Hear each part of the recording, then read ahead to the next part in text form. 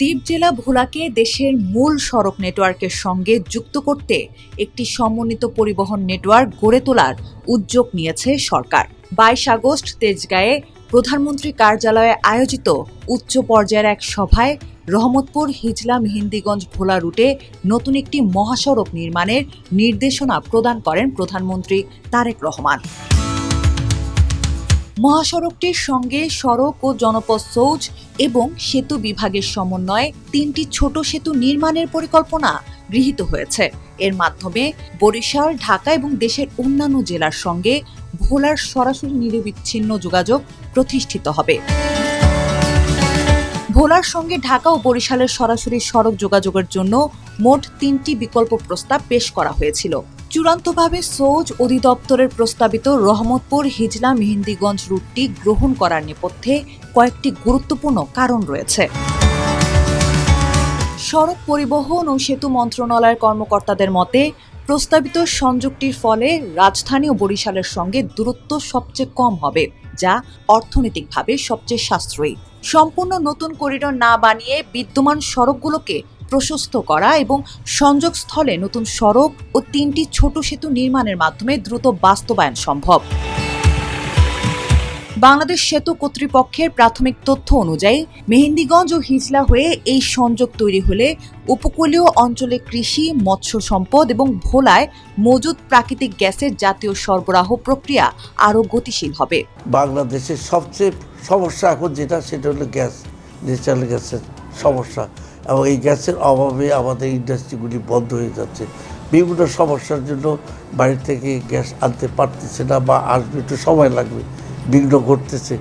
সেই ক্ষেত্রে আমাদের ভোলায় যে রিজার্ভ রয়েছে মাত্র একটি গ্যাস কূপ, তাও পুরা ব্যবহার করা যাচ্ছে না, আর বাকি 3টা তো এখনও সিল করা আছে। সুতরাং এই গ্যাস দেশের উন্নয়নে যদি ব্যবহার করা না যায় তাহলে গ্যাসের কোনো অর্থহীন।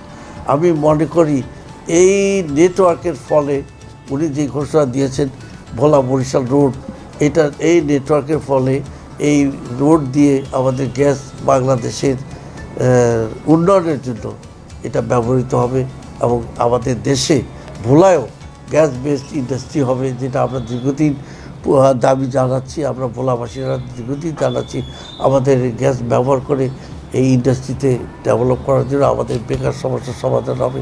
তাই নয়, এই উন্নয়নের ফলে আমাদের এই অঞ্চলের অর্থনীতি একটা চেহারা আমূল পরিবর্তন হবে বলে। প্রাক সম্ভাব্যতা সমীক্ষা অনুযায়ী মোট প্রায় 20 লাখ জনসংখ্যার ভোলাবাসী মূল ভূখণ্ডে আসার জন্য প্রধানত ফেরি ও ট্রলারের উপর নির্ভরশীল। প্রতিকূল আবহাওয়ায় নৌ চলাচল ব্যাহত হওয়ায় নিত্যপণ্য সরবরাহ ও জরুরি স্বাস্থ্যসেবা মারাত্মক ক্ষতিগ্রস্ত হয়, যা এই প্রকল্পের ফলে দূর হবে। আমাদের যখন সড়ক ব্যবস্থা না থাকাতে আমাদের সমস্যাটা হয়েছে, আমাদের ভোলায় যা আছে আমরা এটা সুন্দরভাবে দাম পাইতেছি না, ভালো কোনো মূল্যায়ন পাইতেছি না। কারণ আমরা নিতে অনেক সময় মাছটা নষ্ট হয়ে যায়, বা দেখা গেছে যে এখান থেকে কোনো মালামাল ওখানে যাইতে যেতে মালটা নষ্ট হয়ে যায়। যখন সড়ক ব্যবস্থা ভালো হবে, যাতায়াত ব্যবস্থা ভালো হবে, তখন আমাদের ভোলা অনেক উন্নয়ন হবে। এবং আমরা মনে করি যে আমাদের এই ভোলা দিয়ে বাংলাদেশের বিভিন্ন জেলায় ভালো উৎপাদন হবে ইনশাল্লাহ। কারণ আমাদের ভোলা থেকে সুপারি নারকেল গ্যাস আছে, সুপারি নারকেল আছে, মাছ আছে। মাছের জন্য আমাদের ভোলা শ্রেষ্ঠ।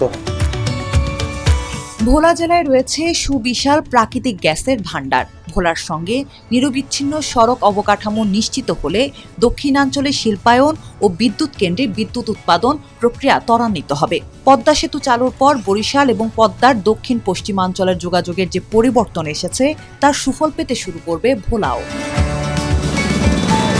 সড়ক পরিবহন ও মহাসড়ক বিভাগের সচিব জানান, প্রধানমন্ত্রীর নির্দেশনার পর প্রকল্পটির বিস্তারিত সম্ভাব্যতা ও নকশা বাস্তবায়নের কাজ শুরু করেছে সেতু বিভাগ ও সৌজ।